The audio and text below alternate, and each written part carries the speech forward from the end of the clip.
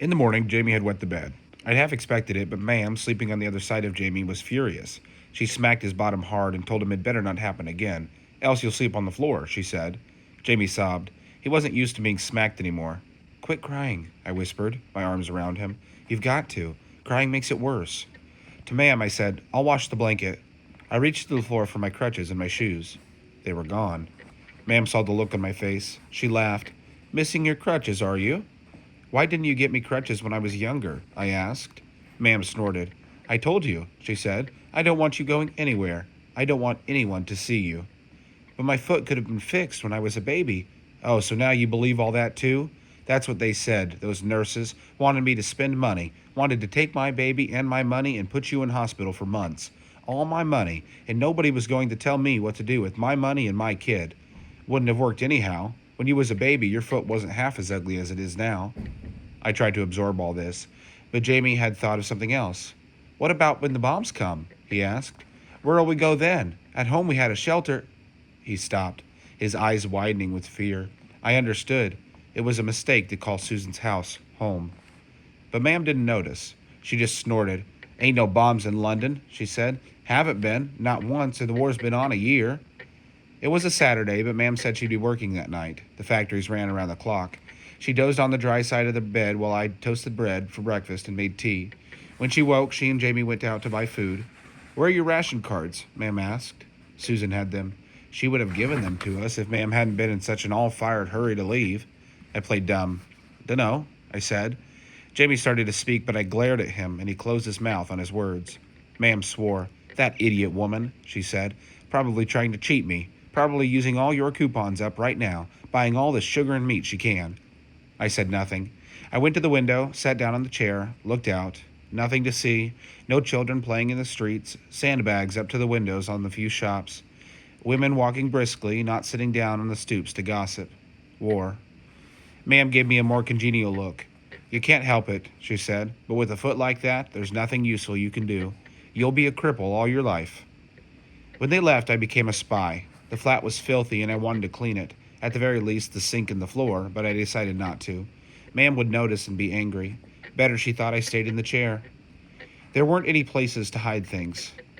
There weren't many places to hide things. A few kitchen cupboards with the pots and plates Ma'am had had for years, clothes in the wardrobe, new clothes for Ma'am, and some older things too. A small table in the bedroom with a larger new mirror hung in front of it. My hair looked a mess. I brushed it with Ma'am's hairbrush and plaited it neatly. My face was dirty, so I found a cloth and soap at the kitchen sink and washed. I had to use the bucket again, but I moved it to the door and covered it with a plate to keep down the smell. Back to the table with the mirror. It had a drawer. The front of the drawer was a mess of bobby pins, pencil stubs, and odd scraps of paper. I pulled it all the way out. At the very back, I found a small pasteboard box. Inside, a stack of papers. I unfolded the top one.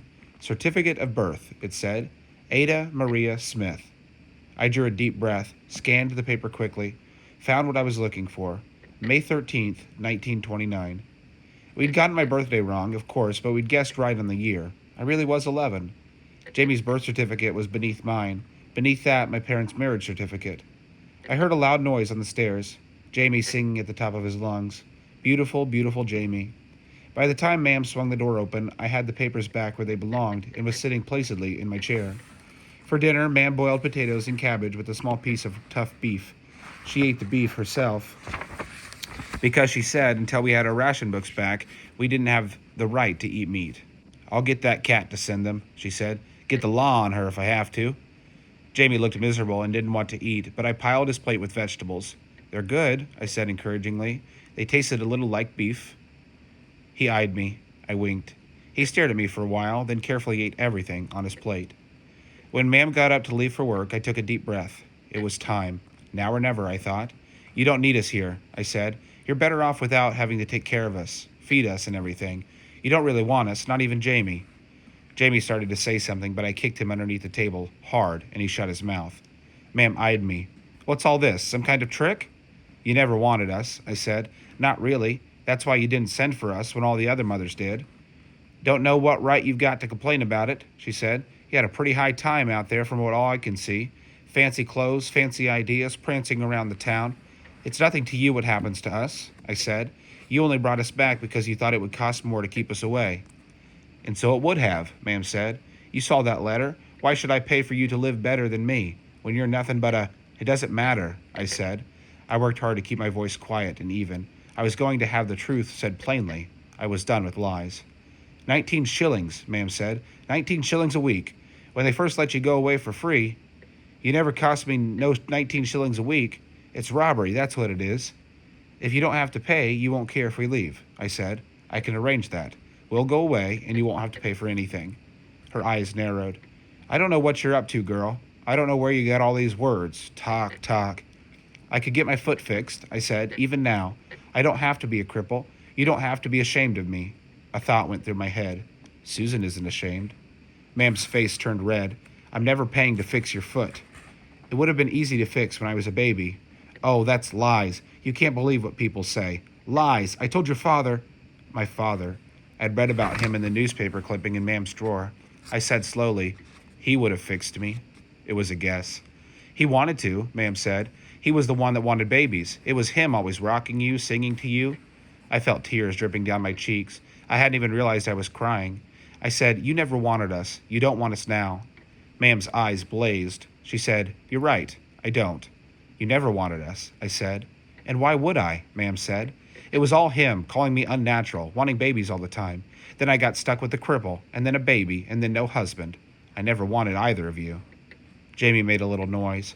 I knew he was crying, but I couldn't look at him yet. I said, so you don't need to keep us now. You won't have to pay. We'll be gone in the morning. We'll be gone for good. Ma'am got up. She took her purse and hat. She turned back to look at me. I can get rid of you without paying anything? I nodded. She grinned. It was her stuffing Ada into the cabinet grin. Is that a promise? She said. All my life I would remember those words. I said, yes.